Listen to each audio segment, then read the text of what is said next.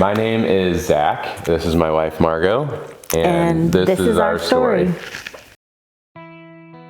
We just felt that God had more for us and for our lives and for our family, and that we were called to do more than what we were doing. We also found ourselves kind of in this spot in our faith where we felt comfortable, but very uncomfortably comfortable. We were kind of in the Christian bubble, and we wanted to step outside of that Christian bubble. And when we look at the life of Jesus and the way he lived during his time on earth, like he put himself in close proximity to the needy. In those moments, that's where God is going to grow our faith the most, and that we wouldn't be able to do this by ourselves, but only through stepping out in faith. We had a couple different families around us that we were friends with that had done fostering. So seeing it lived out with them, and then kind of considering like if that was something that our family could do,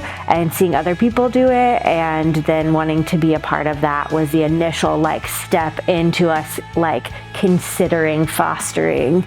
She brought this idea to me, and at first I kind of shut it down, was like, I think that maybe it's for someone else, not us. I started realizing the need that is out there for foster families and foster care. And then I started listening to quite a few podcasts on foster care and what that means to be a foster parent. A lot of the times when dads go into foster care or asked about foster care, there's this desire to protect our biological family, our sons and our daughters, from any outside sources that could be of harm to them. That's exactly what I had thought in my mind. And then something they said throughout this podcast and at the end, the fact that there are so many kids without a father, without a home, without a mom and dad, or maybe who have parents that have neglected or are just not in a spot to take care of them.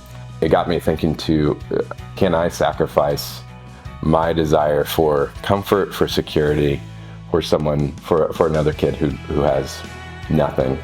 And so that was a big turning point for me.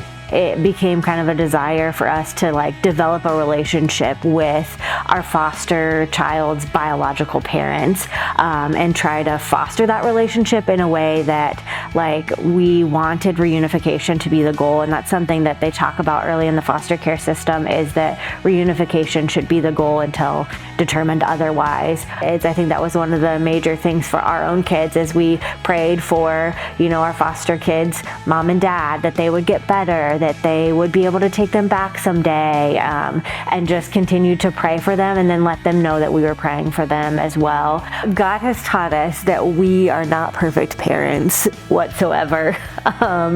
As we've taken in kids with different things, and even our own kids, as they've experienced kids come into the home for a short period of time and leave, we've learned to grieve. God has taught us to rely on him a lot more than I feel like we were before we started this process, starting getting into foster care.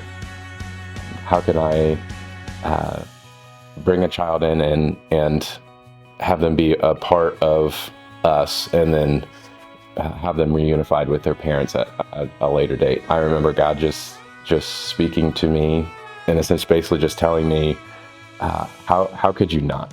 How could you not take a child in who has nothing? So the church has been a good support through this, and when we were looking at different churches when we moved here to LaFountain, one of the things that we were keeping in mind when looking for a church is, as we foster, is this a church that we would feel comfortable with biological parents attending church with us? Would they be welcomed? Would they be welcomed with open arms, or would they feel like this is not the place for me? And that was something that we really looked for in a church, is that they would welcome anyone with open arms. We've also felt supported in the church. Mm-hmm. Through different foster families that have attended churches that we've attended. Mm-hmm. There's been foster families who have been able to come alongside us and help us with respite. There's been other families who have helped us with meals. I remember when we got our first placement, the church, they sent out a communication and just as an ask for meals for us, and that was a huge help.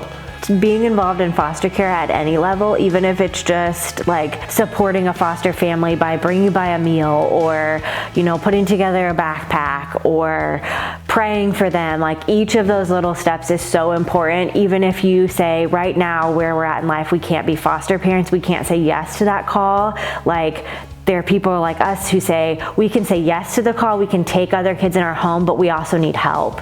And we need support from you guys to be able to continue to be foster parents.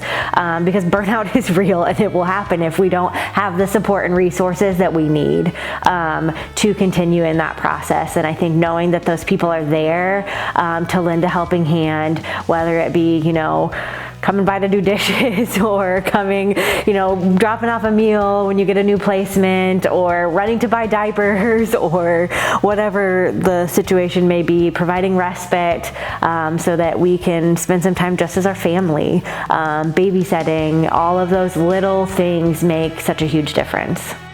I think it's important to note that foster families and foster care cannot exist without those who are not foster families. Yes. Who are supporting foster families. To sum this up, we realized that we want to be a hope in someone else's life because of the hope that we have in Jesus. And so our desire as real people that do struggle with every day being great parents, good parents to our kids and our foster kids, to shed a light on the hope that we have in Jesus for them, knowing that we have a hope in Christ.